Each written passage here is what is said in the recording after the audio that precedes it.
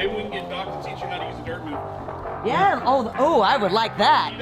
I would get on that right now and try to do it. That is. Get me in this thing. Is it?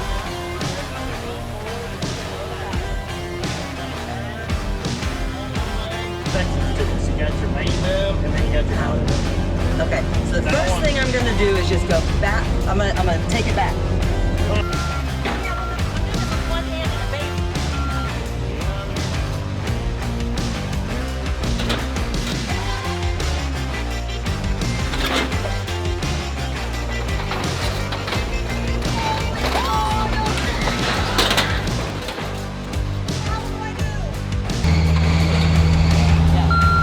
Thompson, the motherfucker of mobile homes. Yeah. That is awesome. Give him a high five. Yeah!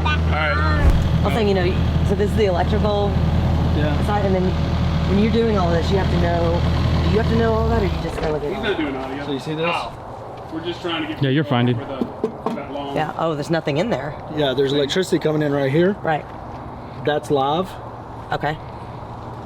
That's dead. So you could touch those wires and possibly not die. Yeah. But you could die. That's dangerous. No. Yeah, that's pretty dangerous. I'm surprised even they don't cap those off.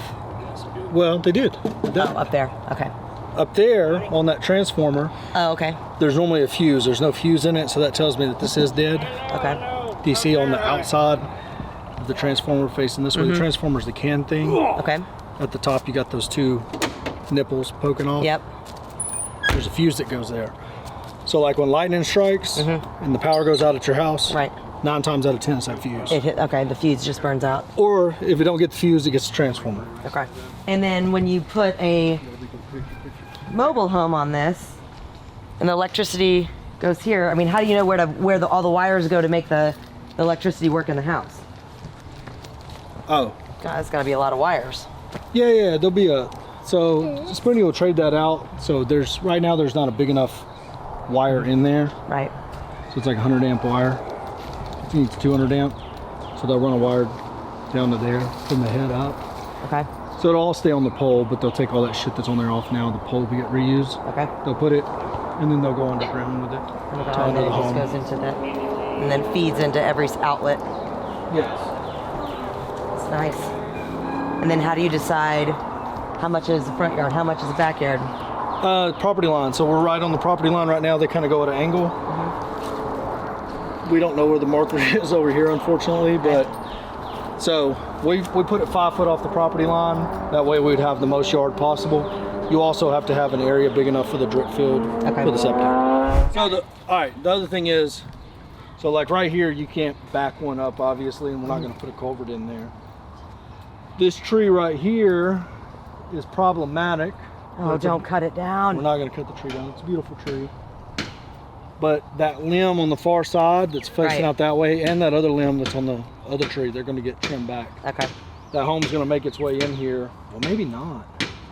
So what makes It might make its way in here. I don't know. when it comes to like developing and all the trees, what makes you decide what tree that you absolutely have to cut down, or are you just assholes and you just cut them down to cut them down? No. Oh, wait a minute. I take out trees for a living. I'm the biggest tree hugger. Oh gosh. Yeah. So, But what makes you decide? yeah. Yeah, okay, good. But what makes you decide whether or not you keep Well, the those trees right here. Okay. Oh, there were some. Okay. That's even probably an ignorant question, but like, do you decide on like modern homes? Like, how do you decide the facade of these little homes that you're putting up?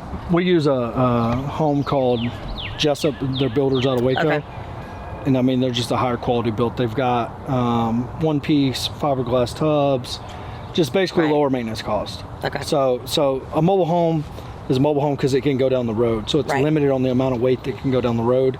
That's why they don't have sheetrock. That's why they don't have things like that. They got the little 1/4-inch sheetrock. But you can get them finished out nicer if you're like, you can custom order them to where they don't have sheetrock at all, and then the sheetrock crew comes out and puts sheetrock on the inside. Right.